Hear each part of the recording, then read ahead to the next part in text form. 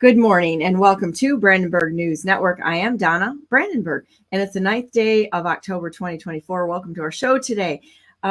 We have Liberty Essentials coming up with Bill Mohr, Karen Riveter, and Ralph the IT guy. But first, I'm going to do a couple of news items that I want to show you what's going on here as a problem that we have in the war zone down there.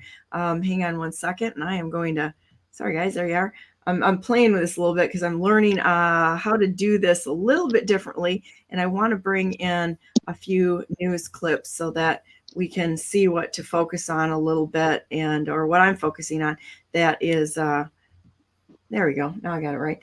That we can get outside of the headlines and actually hear what's going on. So apart from headline news, I wanted to bring this out this morning. This afternoon, the unmarked military-style helicopter flies into the local distribution area and rotor washes, destroys supplies in Burnsville, North Carolina. Check this out.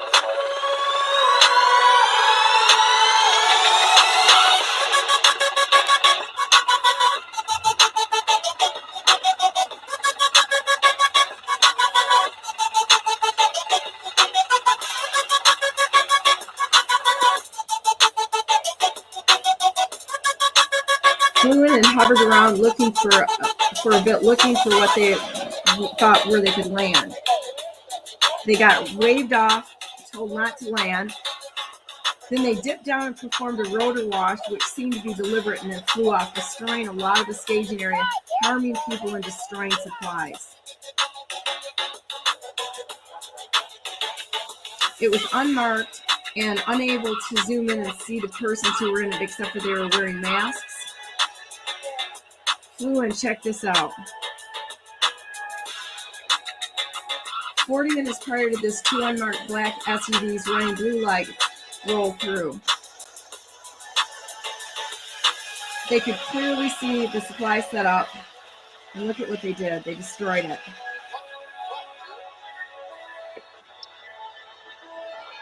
And then flew off.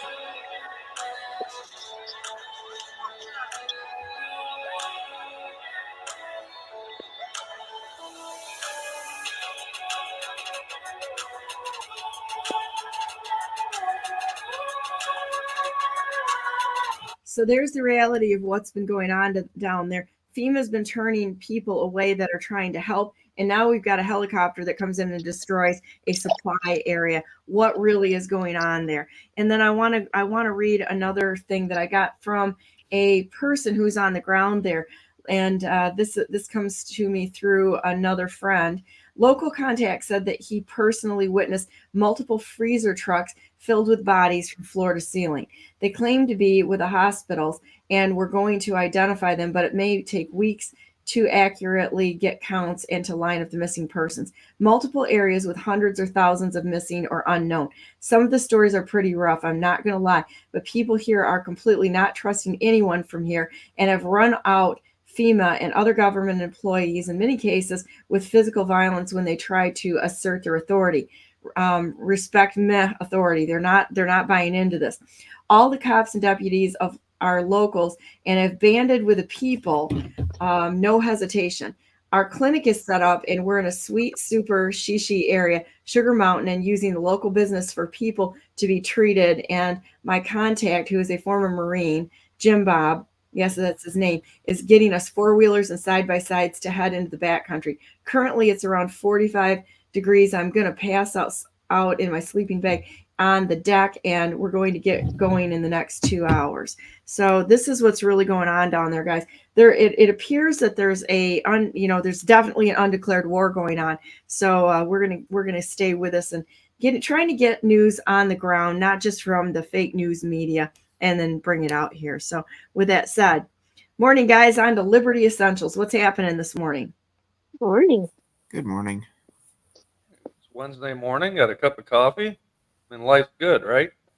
Life is good. Oh, man, we got all kinds of things in the private chat. We've got a Ralph video. We've got a Karen video. Let's see what we got here. I'm going to start out with a Ralph video in a minute. But I think that we have become the news because they are completely proven themselves to be incapable. You can disregard my video. It's the one I think it's probably the one you just showed or some. Oh no, it's the pilot turned away from a rescue.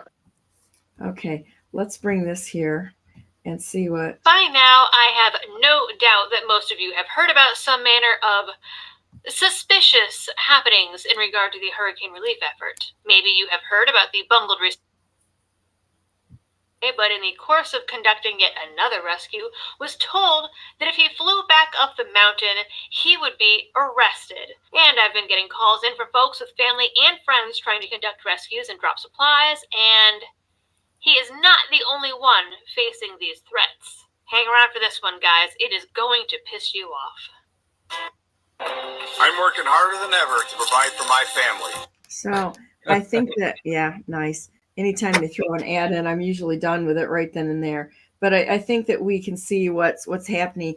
The government of the United States is at war with we the people. Not only are they not doing their jobs, they literally are at war with we the people by sabotaging rescue efforts, among other things. And I really think that it should be, we're all going to need to wake up to this, and we're all going to need to fight these criminals that are grabbing authority which has not been granted to them. They're not even there. It's gone way past usurpation. This is a direct attack against the United States of America, against we the people.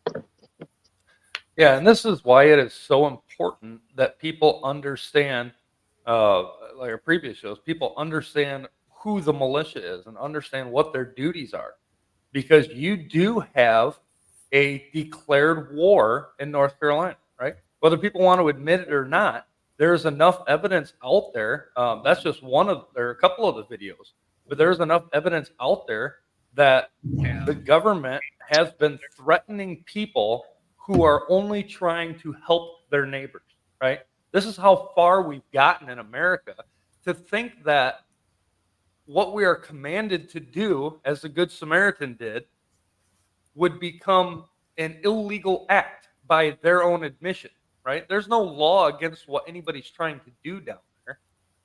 And it is important that as the people, they should be able to have access to their own helicopters if they so choose, and even helicopters that were designed for military use. This is a prime example of that. You've got people coming in, destroying supplies that are needful for others' lives, or threatening the arrest of individuals who are trying to rescue and save people, right? This is the point where the people have to stand up and say, there is no more. You will not tamper with us. You will not arrest any of these men. And you have to put on the show of force, because government is only known by its force. It has no other reconciliatory measures that they can show to the people, right? Government is a force, and the only thing it understands is a force. So unless the people are willing to put up that force against what is going on, you're going to see a lot of heartache. And everyone that is doing that regarding the government is going to be responsible and answer for every drop of blood that is spilt from any one of these individuals who are not able to be rescued. Well, right? Let's go back to the masks, because the masks mandates and such, and the closures, that was like baby steps for waking up the American population. When things get real, it's going to come into a situation like this where they're threatening with arrest. I mean, even for this, I don't know why that helicopter pilot left that dad that was there, because that's what he did. He left his son up on the mountain with the dad. He took the mom and their children out, and then he had to go back and get his son and the dad. He picked up his son, left the dad because they threatened to arrest him. Man, I'm going to tell you what, that would have been so worth it. Just go and pick him up and say, go ahead and arrest me. Your charges of crimes against humanity are mounting fast. And everyone that's taken part in this, they're not just guilty of small crimes. They're guilty of crimes against humanity. And that would require a Nuremberg type trial for these people that have decided to wage war against we the people, because that's exactly what's going on there. Those helicopter pilots, they should be the first ones, some of the first ones in that are being prosecuted for this. Well, Donna, Yeah. I shared in the chat a second link. It leads to a Facebook video, but that Facebook video is a follow-up report to the pilot that couldn't do the rescue. He opted to get his son and not the man because he was threatened with arrest, and he was just trying to do what he thought was the right thing, but it really bothered him. And now he says if he could go back in time, he would have gone back and got the man. He feels really guilty, terribly guilty about it. I think in the moment he just didn't have the courage, but now he would. He might not have a lawful feeling about it and really comprehend his right to do what was right, but he regretted it. But the husband did get out with a fire rescue team that had told the man to get him. They were able to, he came down the mountain, he hiked down until where he saw them across the river, and they got him out. And he and the wife are both extremely grateful to him for getting her. And they're like, they have no bad feelings. He should not feel guilty. They were very gracious about it. But well, when you're in a situation where there's people are going to make mistakes trying to navigate waters, there's no two ways about it. And so, we can't come down on we the people for falling down on occasion, because the brainwashing and the usurpations are so great. So I get that. But the point being is that we still have to talk about this so that we don't keep repeating these same mistakes. Yep. We're going to have to stop making these mistakes and stand on the rights given by God and tell them, you are not going to tell me what to do. Yeah, that's exactly it. When they become a clear violation of their oath, of the Constitution, of any laws that stand with the Constitution, then that is to be met by that phrase. It says, no, we're not having. So beyond that, I don't know how many people listening actually understand weather manipulation and patterns and what they've been doing to our weather and storms and skies. But I mean, we could do that forever, right? Yeah. But they are manipulating things in such a way to create disasters as well. There's also a lot of information coming out about what's going on in Asheville, about what's there and what they want out of it, right? That's a whole nother show you could do. But Yeah. nonetheless, there's enough evidence out there to honestly believe that what is going on at least was helped along, engineered in such a way to create a larger disaster than what was not intended, but than what should have been, right? And the other part of that is it's clear that by their own actions and the threatening the arrest of people and keeping people out from helping, there's most definitely a back narrative to this, an agenda that they are going after. I don't think anybody can deny that. Right. Now, the question is now all through my life we talked about FEMA. There were numerous hurricanes down south and some other things. In fact, my father during what was that hurricane in Louisiana years and years ago? It was like Katrina. Yeah, Hurricane Katrina. My father was one of those that was taking down trailers and homes down to the people down there, right? They were actually being helped along by FEMA through many different companies that were bringing down trailers. Now, I don't know what happened to the trailers. I just know that's what his job was, to get trailers down to people. However, in this case, you also have FEMA keeping people from helping. So as much as I believe that the government had set up FEMA with the guise of humanitarian help, what it's become now is very clear was not its possible intent then. And if you look in our Constitution, there is absolutely no delegated authority for the government to be in humanitarian help. There is no authority for FEMA to exist, let alone do what they're doing down in North Carolina, right? The people are responsible for helping the people. And when the government steps in and takes over that role, the people step back because they're already paying the government, and the government is now they're paying the government through taxation, and now the government is stealing their money and using it for things that are not delegated to them, right? Yeah, so look at this. What is now Hurricane Milton went from an ordinary tropical depression at 1,005 millibars with winds of 30 miles per hour Saturday morning to a Cat 5 monster at 911 millibars at 175 miles per hour. It is now in roughly 48 hours. It's unheard of. That is an increase in max sustained winds of 145 miles per hour and a drop in pressure of 90 millibars in just 48 hours. In the last 12 hours alone, we have seen a 65 millibar drop in pressure and an 85 mile per hour increase in maximum sustained winds. This is insanity. And there is a lot of proof out there. This is not normal or organically occurring. And no, this is not due to climate change. And this is what there's just a ton of people talking about. This is geoengineering at its finest. They're engineering this like nothing I've ever seen before. And I've been an amateur weather and nerd study hurricanes since I was 11. They've got some big plans, something big planned with this one, folks. And the Florida residents are leaving. We do have a son that's down there, and we talked him into driving north. The gas stations down in Florida are out of gas. I have a friend in Sarasota that said so. You know, Chris that comes on here, he's in Sarasota. He said all the gas stations are out of gas. In fact, I haven't been able to get a hold of Chris for a couple of days here because it's crazy down there. And to Karen's point earlier, there seems to be almost a dueling group of hurricanes going in opposite directions. It's really weird when you start looking at this.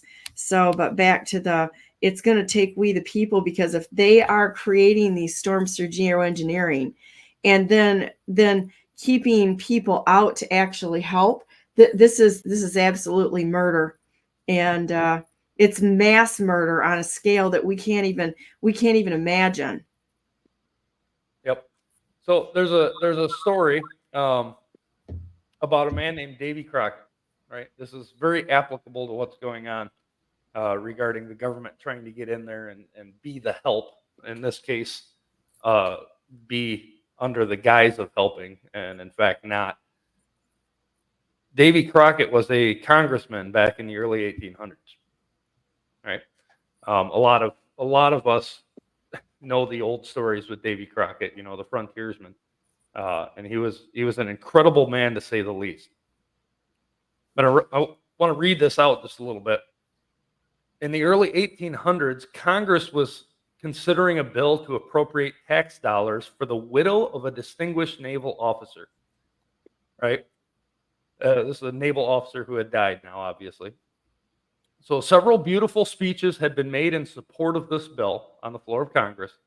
It seemed that everyone in the House favored it. The Speaker of the House was just about to put the question to a vote when Davy Crockett, the famous frontiersman and then congressman from Tennessee, rose to his feet. This is what he said. He said, "Mr. Speaker, I have as much respect for the memory of the deceased as much sympathy for the suffering of the living as any man in this House. But we must not permit our respect for the dead or our sympathy for a part of the living to lead us into an act of injustice to the balance of the living. I will not go into an argument to prove that Congress has no power to appropriate this money as an act of charity. Every member upon this floor knows it. We have the right as individuals to give away as much of our own money as we please in charity. But as members of Congress, we have no right to so appropriate a single dollar of public money. Some eloquent appeals have been made to us upon the ground that it is a debt due to the deceased. Sir, this is no debt. We cannot, without the grossest corruption, appropriate this money as a payment of the debt. we have not the semblance of the authority to appropriate it as charity. I cannot vote for this bill, but I will give 1 week's pay. And if every member of Congress will do the same, it will amount to more than the bill asks. There was a silence on the floor of the House as Davy Crockett took his seat. When the bill was put to a vote, instead of passing unanimously as had been expected, it only received a few votes. The next day, a friend approached Crockett and asked why he spoke against a bill for such a worthy cause. In reply, Davy Crockett related the following story. Just a few years before, he had voted to spend $20,000 of public money to help the victims of a terrible fire in Georgetown. When the legislative session was over, Crockett made a trip back home to do some campaigning for re-election. Now understand, if they have the authority to take $20,000 for humanitarian needs or for a charity purpose, then they can also have the authority to take $20 million. The amount is completely irrelevant, right? In his travels, he encountered one of his constituents, a man by the name of Horatio Bruce. This guy was very well known in his community and very highly respected. Mr. Bruce bluntly informed Davy Crockett, "I voted for you last time. I shall not vote for you again." Crockett, feeling he had served his constituents well, was stunned. He inquired as to what he had done to so offend Mr. Bruce.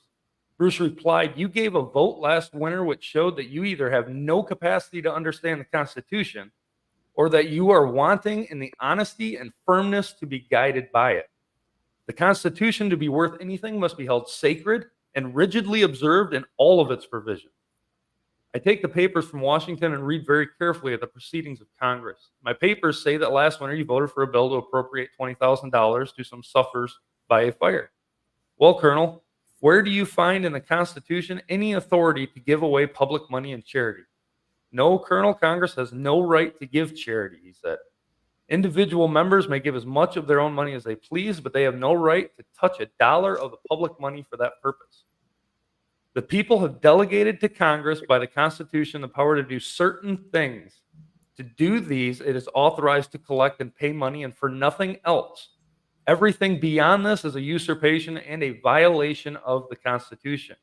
You have violated the Constitution in what I consider to be a vital point. It is precedent fraught with danger to the country. For when Congress once begins to stretch its powers beyond the limits of the Constitution, there is no limit to it and no security for the people." "I could not answer him," said Crockett. "I was so fully convinced that he was right. I said to him, 'Well, my friend, you hit the nail upon the head when you said I had not sense enough to understand the Constitution.' A repentant man, right? If you will forgive me and vote for me again, if I ever vote for another unconstitutional law, I wish to be shot," said Davy Crockett. After finishing the story, Crockett said, "Now, sir, you may know why I made that speech yesterday. There is one thing now to which I will call your attention. You remember that I purposed to give a week's pay. There are in that house many very wealthy men who think nothing of spending a week's pay or a dozen of them for a dinner or a wine party when they have something to accomplish by it. Some of these same men made beautiful speeches upon the debt of gratitude which the country owed the deceased, yet not one of them responded to my proposition. Money with them is nothing but trash when it is to come out of the people.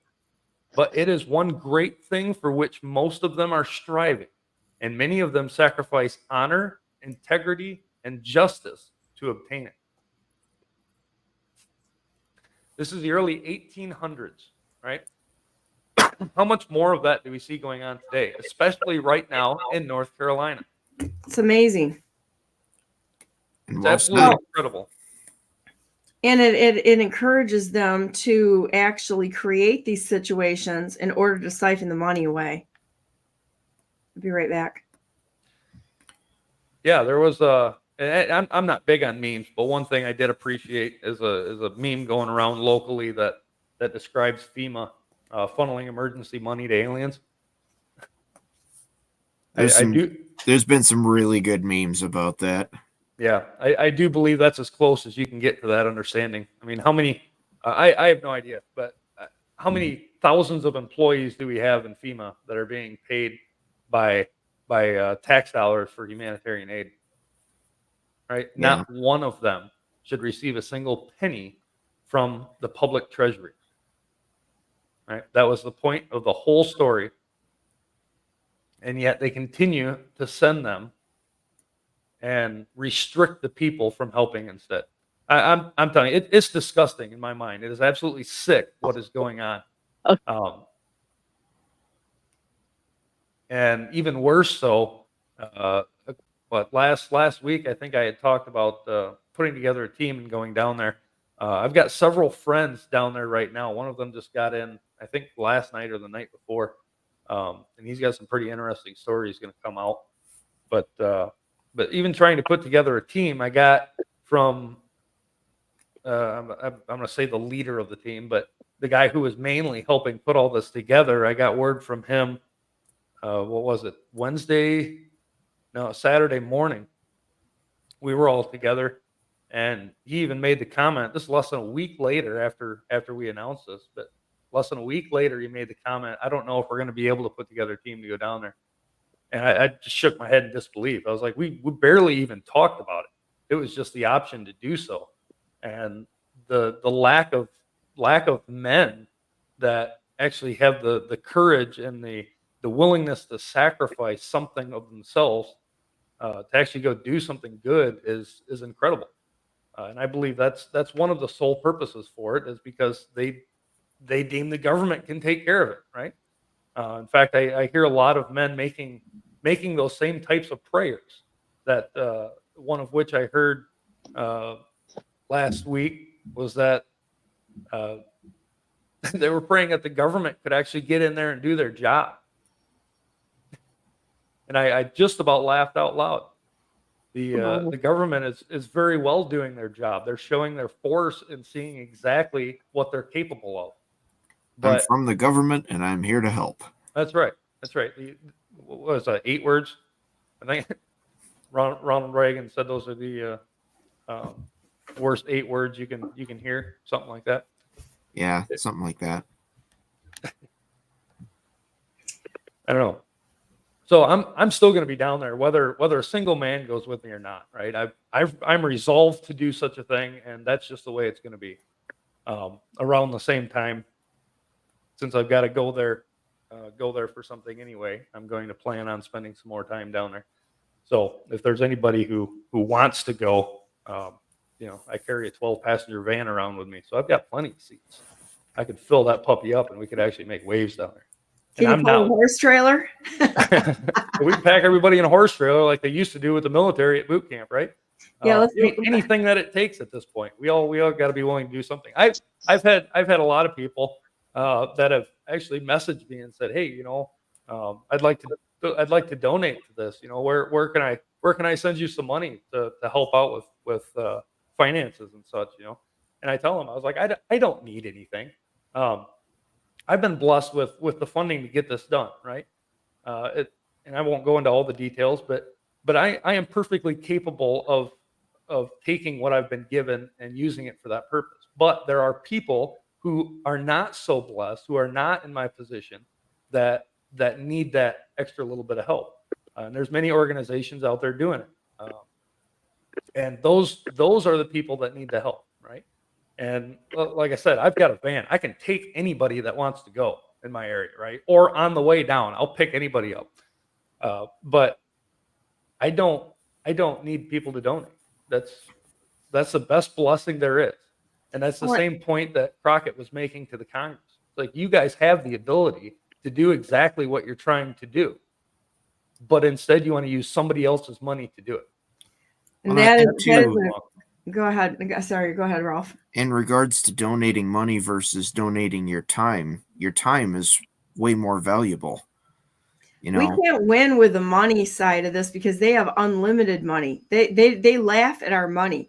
And I completely believe that you shouldn't donate your money to necessary political things, because they just raise money to raise money to raise money. And it's all about creating an industry by manipulating people to give away their money to things that aren't going to change. I mean, think about how much has not changed or has worsened.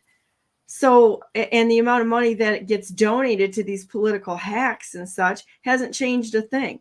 The only thing that's going to work is when we put our time into it and such. Well, and the other thing too is that if you're working for a job, your income is if you're doing any kind of work for an income, your income is a representation of the time that you put into something. That income is then taxed, and then you're donating it to someplace. So you're giving away 40% of the time that you could have donated to somebody. You're giving at least 40% of that away to the government as a pass through between the time that you spent and the equivalent time that you've donated. Let's talk about that and expand that little effort right now, because I was kind of thinking about something this morning. It's amazing how we end up going down paths that end up kind of like dovetailing into each other. How about the consumption that we have going on in the United States? If we cut our consumption, which is primarily the money's going to these multinational corporations and such, and learn to raise our own food and simplify our lives and such, that is one of the biggest things that could in fact make a difference. Yeah, in the early settlement era, when we were expanding to the west, right? Everybody ought to think about this at least once in their life, right? You expand out to the west where there are no established cities or towns, right?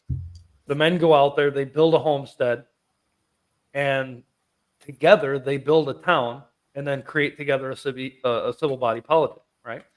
Now, what did they do in the meantime, right? They didn't have businesses to go work at. Certainly, the majority of them did not work for somebody else for their money, right? The homesteading is like the prime example of what America is capable of, what each individual is capable of in their own capacity. And that is the ability to provide your own shelter, the ability to provide your own clothing, the ability to provide your own food, and the ability to have an abundance, if blessed so, to help somebody else out, whether that be to give it away or to actually sell it to whoever needs it. That is like the epitome of what the foundation was as we were moving out to the west. And it's incredible to think that where we have gone in that. Before we were talking, we were mentioning how homes are now being hooked as smart homes. Devices being able to be controlled via Bluetooth or Wi-Fi. You can change your thermostat from anywhere in the world, right? That's how far we've got at this point. And I look around now. Well, let me back this up a little bit. We went down to Mexico to help with a children's home. And these are children that have either been abandoned, left on the street, or children that have been tied up with the cartels down there. Donna, you know very well what the Mexican cartels do to children. You've highlighted that before. And this home was built by a group of individuals, several of which that I know personally. And we went down there to help one time. I did. My father used to go down there about every year. But I went down there to help one time while we were in the area. And it's incredible to see what they are capable of. And when you look at what you would normally think as depraved in regards to housing and such, where people will build houses out of like skids and a couple pieces of tin, right? Just put a roof over their head, and then take a family of 12 and sleep in an 8x8 area, sometimes smaller. This is what that was, and through the help of people who were willing to sacrifice their time and money, they now have a decent sized structure and building and a church on site and food and cafeterias and rooms for each of these kids. And when I got back home from that, I looked at my own house and all the stuff that is around here. And I've got stuff that I just throw away, because there's so much abundance, and I don't need this stuff. And the luxuries that I see, I now began to despise, because there are people that don't have that, right? That I can go and help out. And when you get to that point, you almost you almost dread coming back into America, because our land of prosperity has been turned into a government that it just takes from the people. They take their profits, take their livelihood, take their time, and the people have not stopped that to be able to give of themselves. Well, it also changes our focus, and you look at the idolatry that's going on around us towards people. There's a lot of idolatry towards people and wanting to be with people or around people that we view as successful, and it distracts us entirely from the invisible characteristics that we should be desiring, and moves it into a material worship. We're worshiping the golden calf. We've done it. We went right into what they've done in the past again, just to look at that. And the Marxists know exactly how to manipulate us to make it worse. It's like it's a virus. It's a demonic virus. It's a sickness, when that is what our whole focus of our life is, instead of focusing on other people and God and his kingdom on earth as it is in heaven. We can say we want God's kingdom on earth as it is in heaven, but the problem is that are we actually working towards that? Or are we working towards this individual Western type of a stuff mart mentality that, that's like, give me more, and we're all guilty of it. All of us that are here are guilty of it to a certain degree. But that's one of those things that we really have to get rid of. And if we want to go back to this biblical blueprint and looking at how they have co-opted the Christianity, all the religions, they know how to co-opt them to get people to do crazy stuff, right? And use us for their as a weapon of their warfare. So they destroyed areas in Central and South America, and liberation theory appeared as an intellectual force in the early 70s and has accelerated. It's the latest in a series of liberal theology movements that the communists have dominated.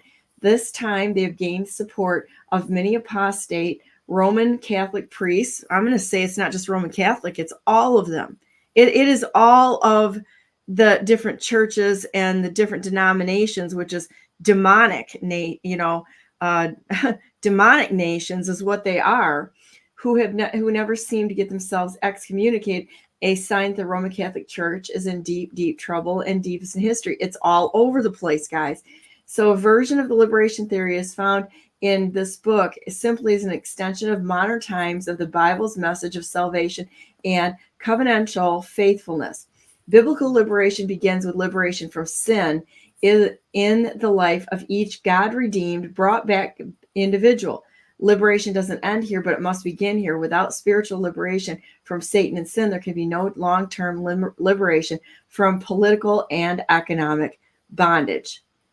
And this is what we're talking about here, is that we got to clean this. We got to have God help clean this out of our lives. If we want a government that is clean and is working for the people individually, we need to turn ourselves around and make that commitment. We can't expect them to do what we can't do ourselves. And Jesus said, get the plank out of your own eye before you work on other people. And this also goes back to what we've heard a lot, local action equals national impact. If we work on a local action to ourselves and our families and our communities, that is the entire nation and the world would change. But it's got to start there. Yeah, yep, that's important. And you touched on a topic that I was actually studying out recently.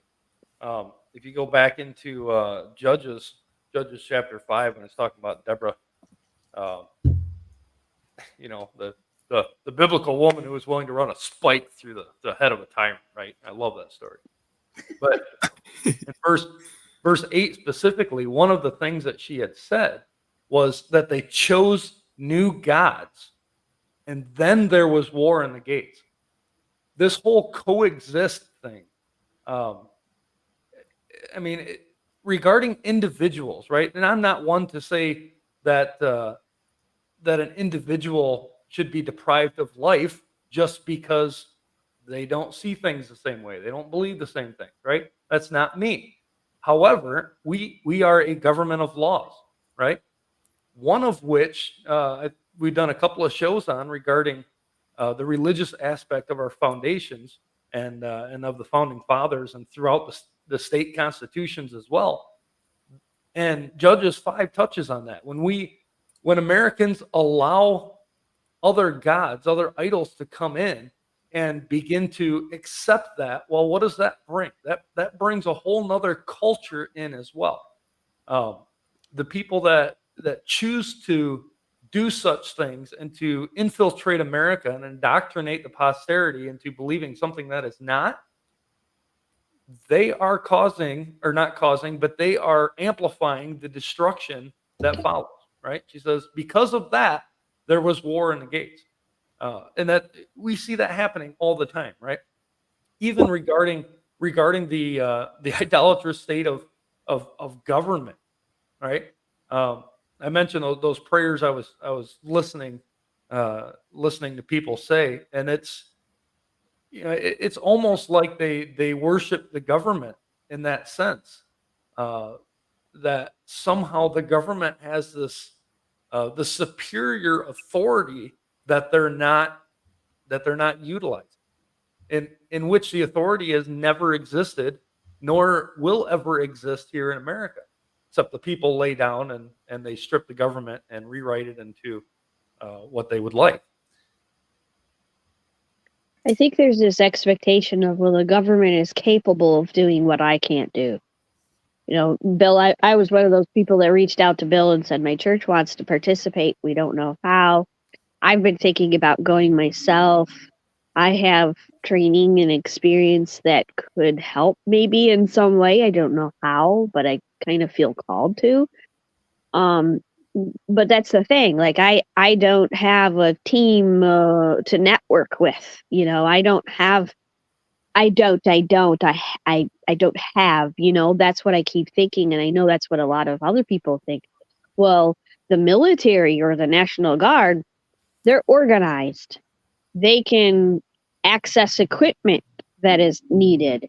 Well, what are the people doing? The men, especially, who are there, they're saying, hey, we need quads, we need chainsaws, we need large equipment.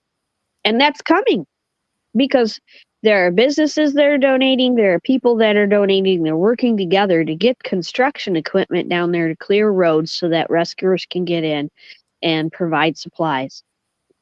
And everybody, I mean, there's people that are doing laundry for the rescuers. This woman said, she did a video, she says, if you see this strange woman waving you down and coming up to you and saying, can I do your laundry? That's me. It's okay. Everybody has a role to play. There's even kids that are writing messages of scripture or encouragement into free Bibles, just to make sure that people have that sense of hope and faith.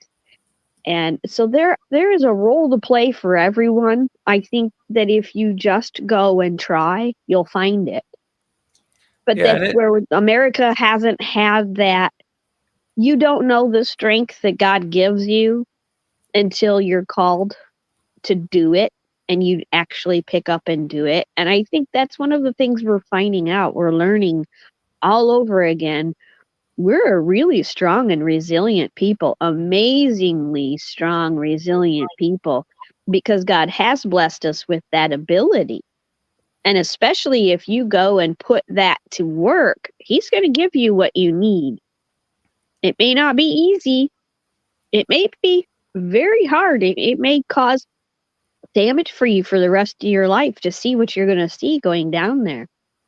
But can you help your fellow man, or are you going to sit on your butt and not do anything at all? That's the question. And America's got to figure it out. We've fires in Wyoming, hurricanes in Florida.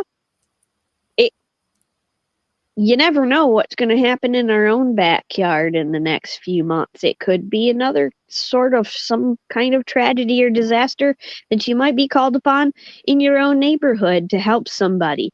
And I'm not meaning like just a natural disaster or something very large, but it could be that somebody's house gets burned down or something. Are you going to pick up and do something, or just say, well, the Red Cross will help them out? Their Right. family. We know that there are sleeper cells all over the United States. The cabal is in every single state, and I'm going to say the cartels. The cartels are in every single state. If you have watched what these people are capable of, it will literally make your blood run cold. To children, to adults, there's nothing that they're not capable of doing. There's But on the beheadings. positive side, there are also sleeper cells, and we're seeing this down south right now. There are also sleeper cells of patriots that'll get out there and help. Yes, absolutely. So I mean, but the point being is that we need more people to step up and be willing to defend your family, your neighbors, your community, the United States of America. And I brought this up because, to your point, Bill, on the fact that other gods, listen, this is a Putin quote. If minorities prefer Sharia law, then we advise them to go to places where that's the state law. Russia does not need minorities. Minorities need Russia, and we will not grant them special privileges or try to change our laws to fit their desires, no matter how loud they yell discrimination. Vladimir Putin. Now, I got to tell you, I don't think he's that bad of a guy. I mean, he was blowing up the biolabs that our country set up on his border. And quite honestly, if Canada had done the same thing and set up those well, it wasn't Canada, it's the United States that are setting these biolabs up. I think there's 320 of them across the world that our country is guilty of participating in. Yeah, and they want to talk about diversity in a lot of this stuff. And the way that they're doing diversity is by homogenizing everything, not giving people the diversity of choice of, like, for example, having differing state laws where if people like a particular state's ideology, go to that state. You know, that not having all of this federally dictated to all of the states so everybody is exactly the same, and calling it diversity. It's controllability is what it is. Yeah, and one thing about Vladimir Putin, he is on the New World Order side, right? He has made that mention, but there are always people that will say correct measures, even though they are very evil people, right? Everybody can speak truth, and a lot of them do. You just look at American presidents throughout the past, right? Okay, that's enough. How many of us have actually read Brave New World? You read that one? I have not. Nope. Okay, Ralph, you just touched on that. That is what that entire book is based on.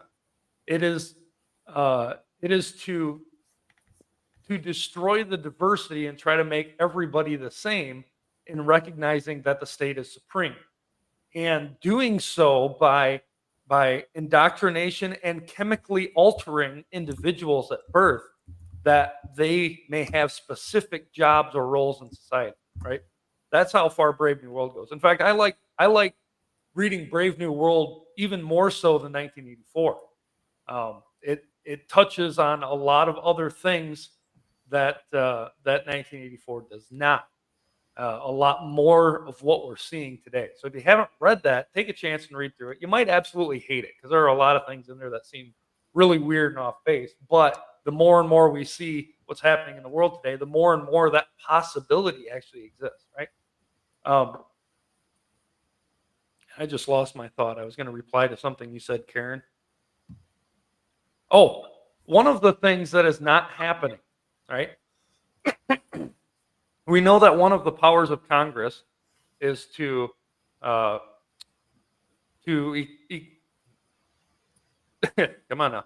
equip and discipline the militia, right? Organizing, arming, and disciplining the militia. And that the militia is actually called out to execute the law, suppress insurrections, repel invasions. What do we have going on in North Carolina? We have an invasion from the government, right? Now, the governor of North Carolina is Roy Cooper, right? He's part of the Democrat Party, but nonetheless, he's the governor. He's supposed to be representing the people and enforcing the laws. And what is he not doing? He is not repelling the invasion that is happening at a federal level. Okay, this is not an outside invasion; it's an inside invasion. I have a friend by the name of Tim Brown. He actually does morning show 6 days a week, and one of the things he starts out by saying is that he's from South Carolina. How does he word that now? The federally controlled or federally invaded, something along those lines, the state of South Carolina, right?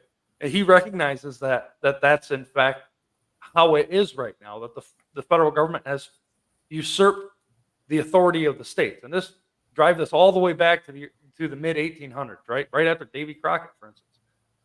This all happened in the 1850s, 1860s during the War of the States, and that has been continuing on since then. I'm not sure why after that time the people submitted to such a thing, but I can believe part of it was the fact that the South was so destroyed by the federally controlled armies of the North that it was just hard to rebuild. They had to accept something just to survive at that point, right? Those are just my thoughts on what was happening at the time. I really wish I could have been there to be a support for that, but not a support for the war, but rather a support for the good. But that is what we continue to see from the federal government, right? They will take everything they can. I said it earlier that the government is nothing but a force, right? That's all it understands. And by force, they will take everything they think is necessary, especially in this case for humanitarian aid. However, the state should be standing up, putting together the people and saying, no, you're out of here, right? We're not having it. We're going to handle this.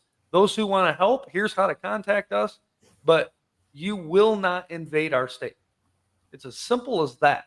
And I have never seen, except for small groups of people in Texas that I know of, I have never seen anybody take it to that level yet.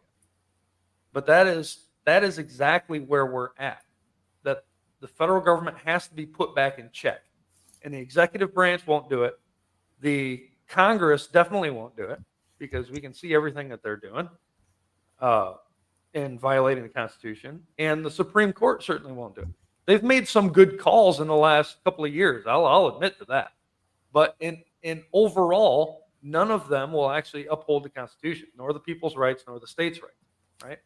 So it is left to, what does the 10th Amendment say? To the states or to the people respectively, which means if the state isn't going to do it, then we got to do it, right?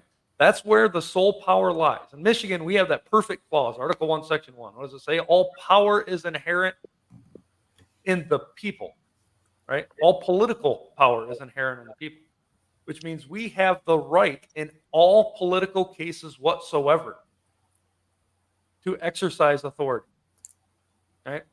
We created them. They did not create us.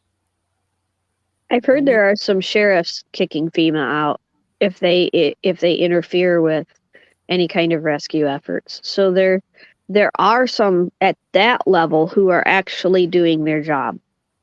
That is really cool because that we haven't seen except for a couple, and there's only one in Michigan that I know of that has taken that kind of stand.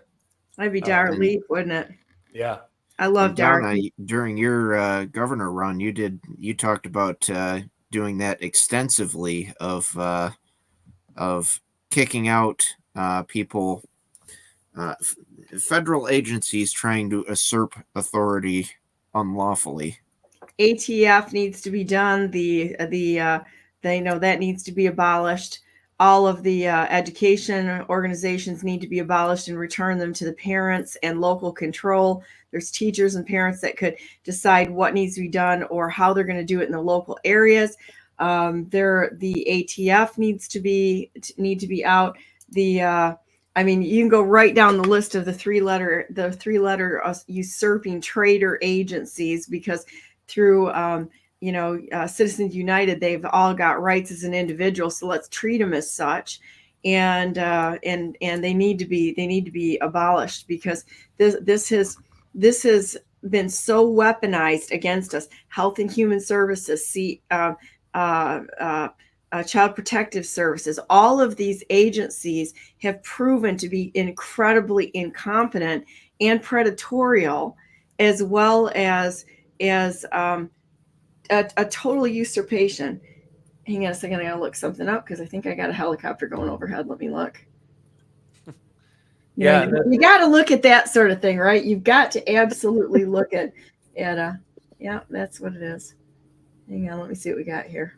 Yeah, you got to have situational awareness of your environment. Situational awareness. I got a helicopter overhead right now.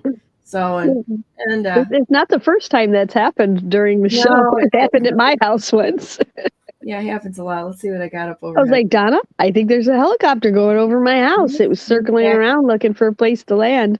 They did not rotor wash my property, but they landed on a neighboring property because somebody had an accident and they needed to be airlifted out. And it's Sikorsky Spectrum Health. It's a hospital helicopter. It's one of they sound like a Black Hawk. They really do. They're, I think, a little bit smaller, but you can usually hear them a mile away, probably 20 miles away sometimes if they really kick it in, just like the Chinooks and that sort of thing. You can hear them forever away.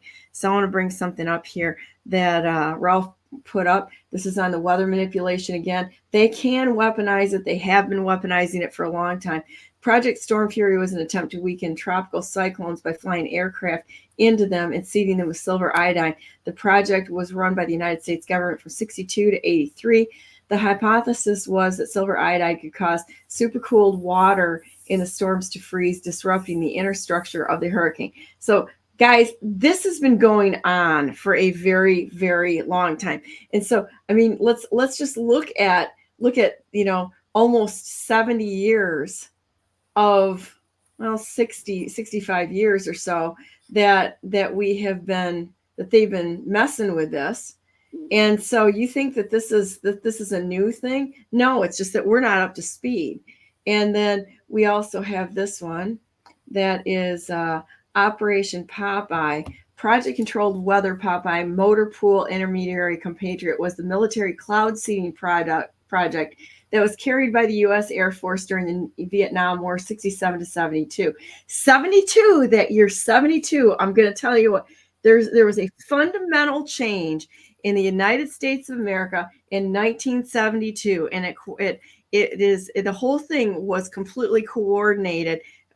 Coordinated criminal conspiracy. Not only was it our money system, but there's other things that went with it in almost a comorbid event to take down the United States. Watch for that number. Watch for numbers for the year 1972 and see how many things fundamentally changed in that year. It's incredible. Comorbid. That's a great word for that. Yeah, it is. It's comorbid because it's like a death to the United States. The report titled Rainmaking in SEASA, SEASIA, outlines the use of lead iodine, silver iodine deployed by aircraft in a program that was developed in California at Naval Air Weapons Station, China Lake. Well, there's another big, deep, dark hole of all kinds of bad things in China. And allegedly sponsored by Kissinger.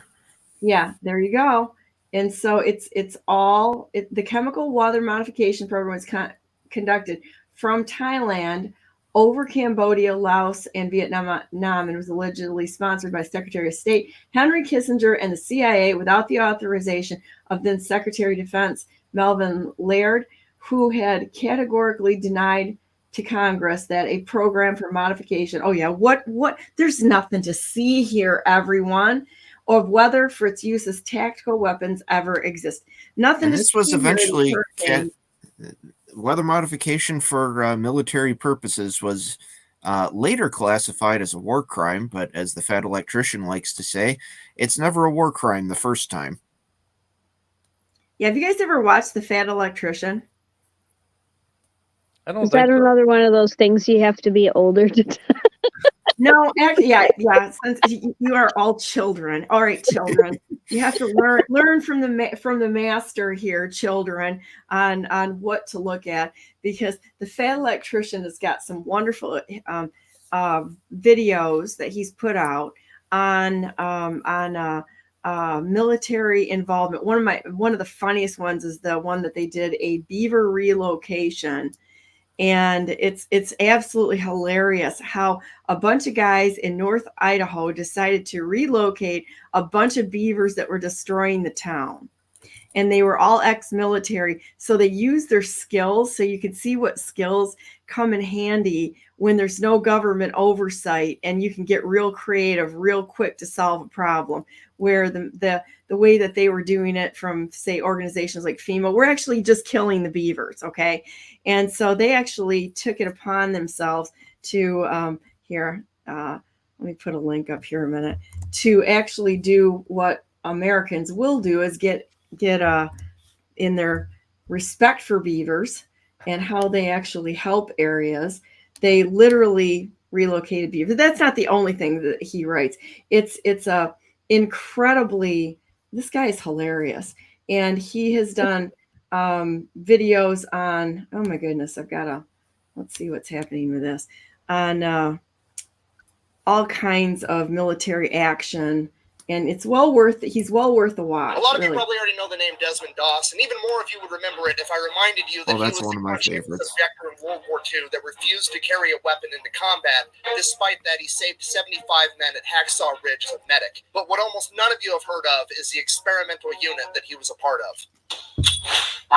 Today we're talking about the 77th Infantry Division, aka the Old Bastards. Ladies and gentlemen, whether you realize it or not, we've all been exposed to the concept that you should never underestimate the old guy, because sometimes he just might be a complete badass. We see it everywhere. There's memes and commonly held sayings all over the internet, like youth and exuberance is no match for old age and treachery, or beware an old man. Okay, and remember that's also old women. So remember that, children.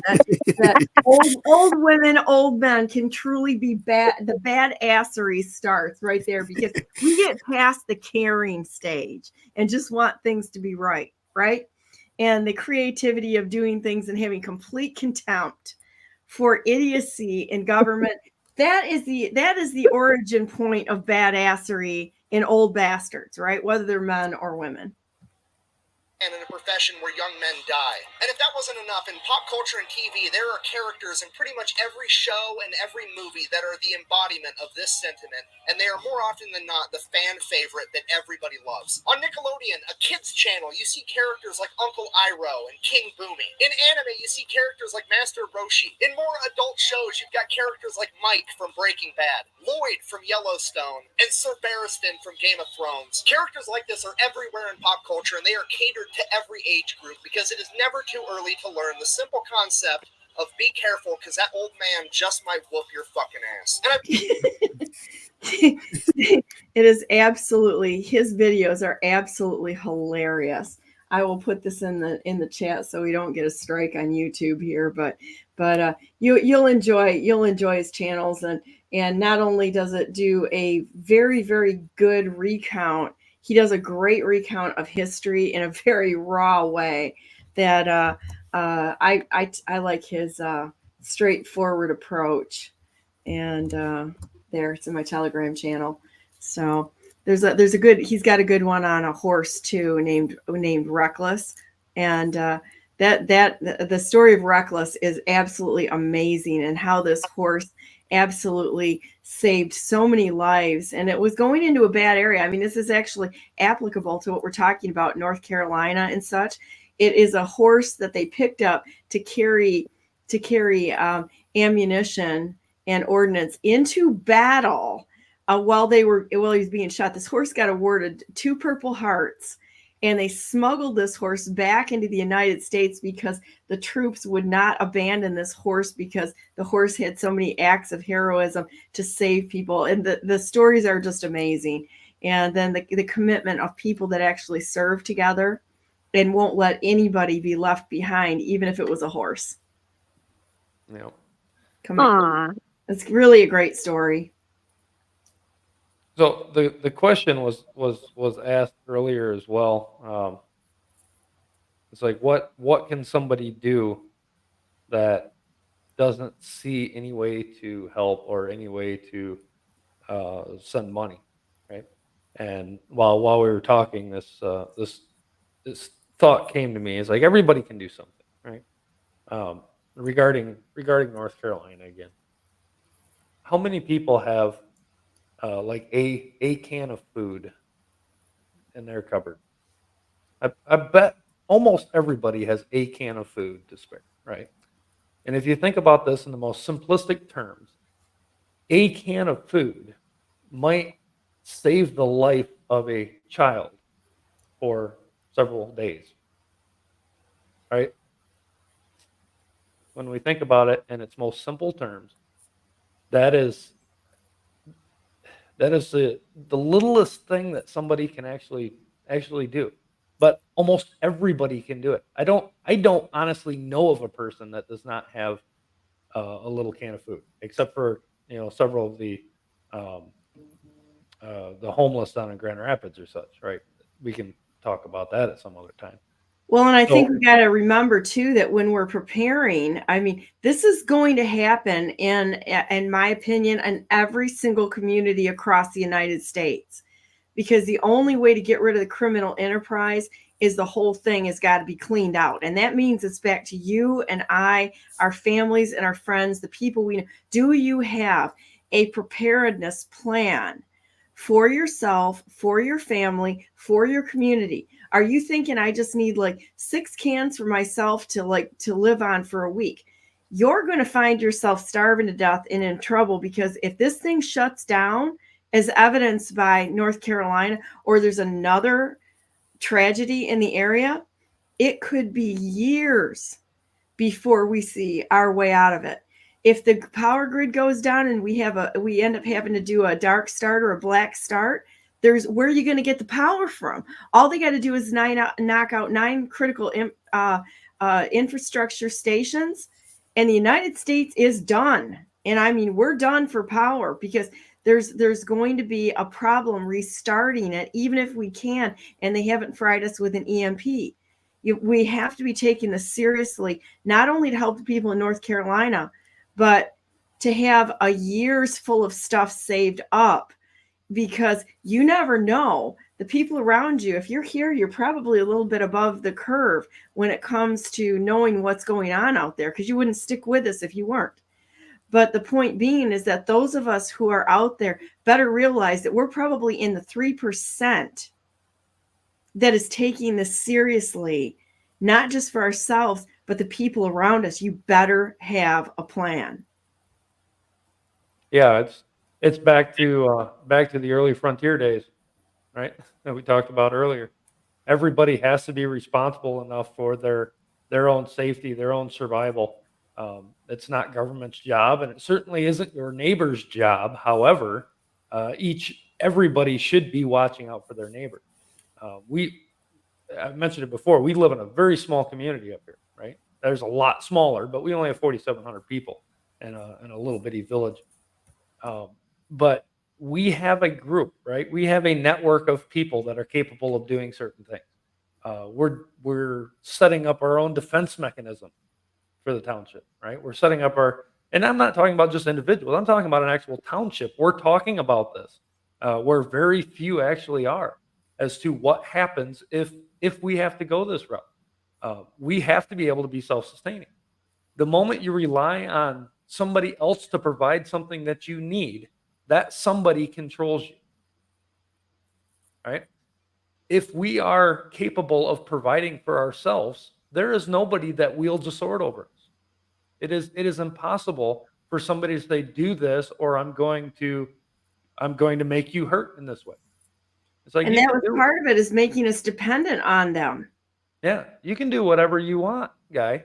I'm not going to back down. I'm not going to be the guy that cowers because I can't do something, or else I will lose some aspect of my life. So there are things that are still wielded over me, right? That I have subjected myself to. In all honesty, yes. I think each one of us has those few things. However, push comes to shove. You want to pull those, so be it. I'm not going to compromise on principle. I'm not going to compromise on just or what's right or the law based on somebody else's opinion or somebody else's agenda that they want to push that may or may not affect my life, right? There is no compromise. And when we understand that principle as Americans, we all band together based on principle, not opinions, but based on principle. And Americans are capable of getting anything done they put their mind to. Look at it.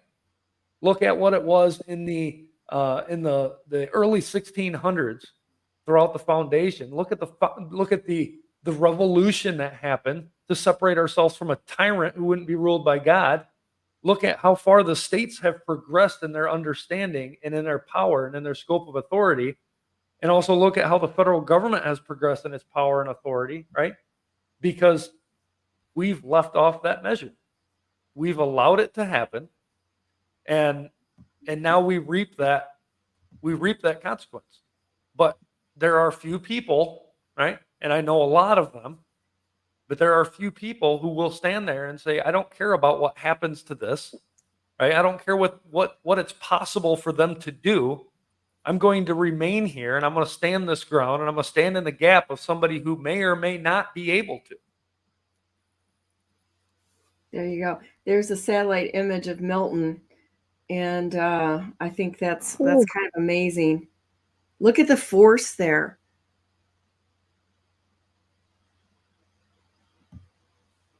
US Stratcom has changed their GCS call sign from home team to game time. Interesting.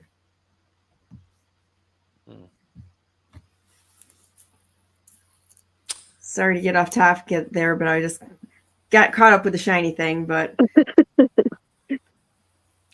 well, that's all right. I've got a crew that's working that I got to get to here pretty soon. So, well, why don't we go to prayers this morning? And Bill, would you say the prayer this morning? Sure. Okay. Father, again, we thank you for this day. We thank you for the ability to come together, Father. Even though it be virtually, we're still able to interact with each other, Father, and then be able to get information out that people may not be aware of or that may not understand, Father, or maybe encourage somebody to actually step up and join with us or join with somebody who's actually making a difference, not for the world, but for your kingdom alone.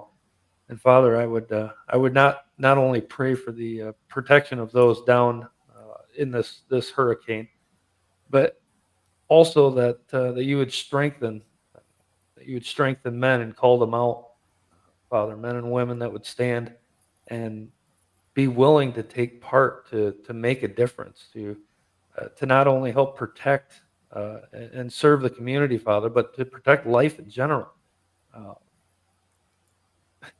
We have so much going on. There's an unending amount of stress that anybody can be caught up in.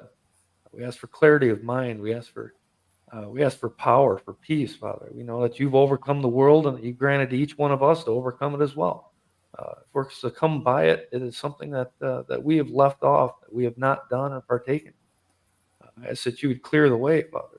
Eliminate the idols in our life, the transgressions that we may have possessed or retained.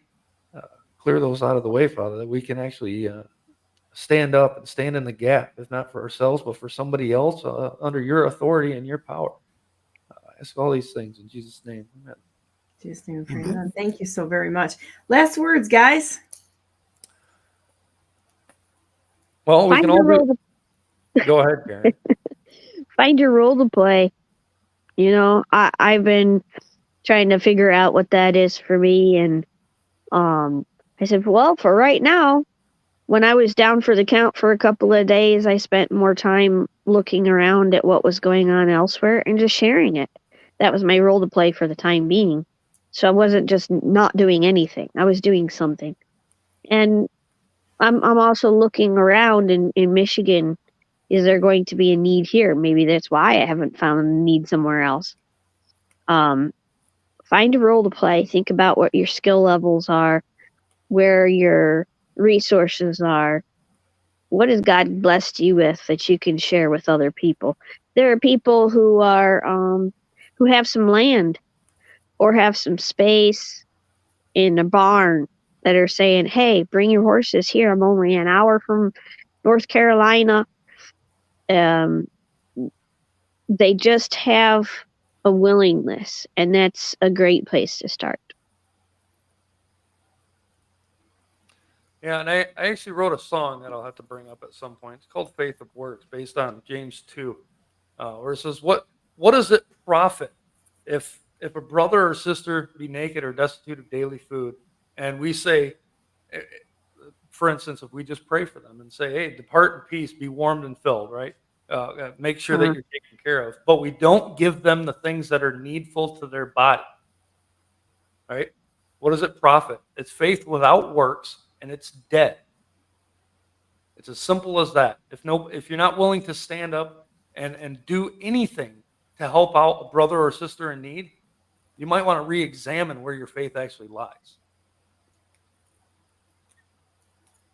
Ralph? I think looking at this is exactly the kind of thing that we advocate, doing preparedness stuff for, is so that you get in a situation like this. Not only can you help, but you can try to be less of a burden on the other people around that are helping too.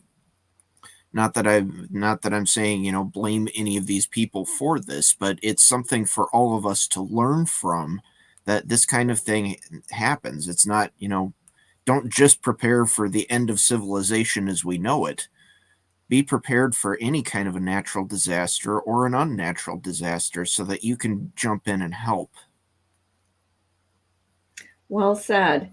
Well, guys, thanks for coming on today. And there's a lot going on trying to, keep people informed of what's really going on the ground. I think that's really important, but also to moderate that with what we are supposed to be doing and keeping our eyes on God and realizing that He's allowing all this to happen. There's a reason for it. We may not understand the plan. He's got one, but the fact is that every single one of us is going to die. It's part of life. And it's not, in my opinion, we've suffered a lot of loss around here, but it's not the biggest tragedy in the whole world. The biggest tragedy is the destruction of a human soul and the eternal separation from God. So to keep ourselves in that right mind and not focus on the things of this world, because what we should be focusing on is God and fighting for His kingdom here. And, get in your Bible, read your Bible and see what God is saying to you. Try to listen to Him and pray and getting close to Him. And the only way you can really do that is by forgiveness of your sins through Jesus Christ. You really have to turn to Jesus. And unfortunately, the world has done such a hit job, a character assassination on God and on Jesus, that people don't even know. Really, if you're a Christian, you've got to step up and talk about what this actually means. And do you know what this means? Do you know what salvation in Christ means? Do you understand your sins being wiped away as if they never even happened? And walking that life with God, trying to do your best. You're not going to be perfect. There's no perfection here. We're not in a piety contest with anybody, but walking with Him as He is the perfecter of our faith, and doing what we need to do. Love isn't a feeling; it's an action. And sometimes even the most loving thing is when somebody tells you you're on the wrong path and doesn't let you crash on the rocks. It's a very hard thing to be told when we're wrong, because we think we're right. We're all the heroes of our own story. But the reality is that there's one hero. And even what we think about ourselves or what we're doing, the only authority on that is God Himself. And we have to listen to Him, because He'll keep us on the straight and narrow. He keeps us moving down that path the way that we're supposed to be, because we'll put ourselves out in the weeds, every single one of us. And so the reliance on God every day to keep us walking on that straight path without the distractions of shiny things. We all do it. I do it. Everybody does it. We're human beings. There's only one perfect, and that's God. And Jesus Christ was the only perfect one that ever lived a perfect life. And He didn't throw a stone. He was there to help and tell people the truth about what was going on, as well as walking away from things that are sinful. God makes it pretty clear that those things are going to lead to our own destruction.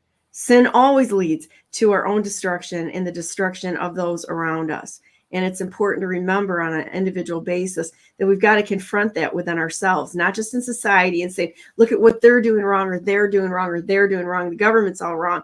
It starts with us and an individual decision to evaluate things and to be real honest with ourselves and not, it doesn't mean that you're a bad person or you're a worthless person or anything like that. You're a human being, and God's been really clear on outlining what that means. So I think that's there's your mom words today, and the mom words go back to mom too. And every one of us needs to be walking together to help each other. In the Bible, when Noah fell asleep in his tent, he was drunk in his tent, right? We can go into that for a longer explanation. The son that came in, Ham, came in and made fun of him and told everyone what he had done, pointed it out, told everyone. The sons that loved him walked in backwards and wouldn't even look upon his nakedness and covered them. The true test of love is, do you lay people out in their own weakness? Now I'm going to clarify this as being a human being, or do you step in there and help lead them into a better plan for their lives, right? That there's a question on how we handle things. Now, there are people that are absolutely breaking the law, and the Bible is clear on this too. There is law there. It's a fundamental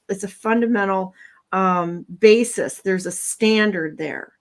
And when we see people doing these horrible things that are happening in the cartels and such, there is a standard that most people couldn't even handle if they had to look at it and see what they're actually capable of. It is horrible. But when we kick God out, that standard is completely gone. And it goes to a depths of depravity that we can't even see until we're already down the road in a situation that it's almost unrecoverable for. So our protection is standing next to God and talking to him, inviting him into every part of our life, and telling him, we want you to be leading us. We want to be one nation under God. And we want you to help us out of this, because we've created a terrible mess here. And the only way out of it, when we create the mess, is to invite God in. So with that said, go to BrandenburgForGovernor.com. The best non-conceder is never not conceded in the history of the United States of America.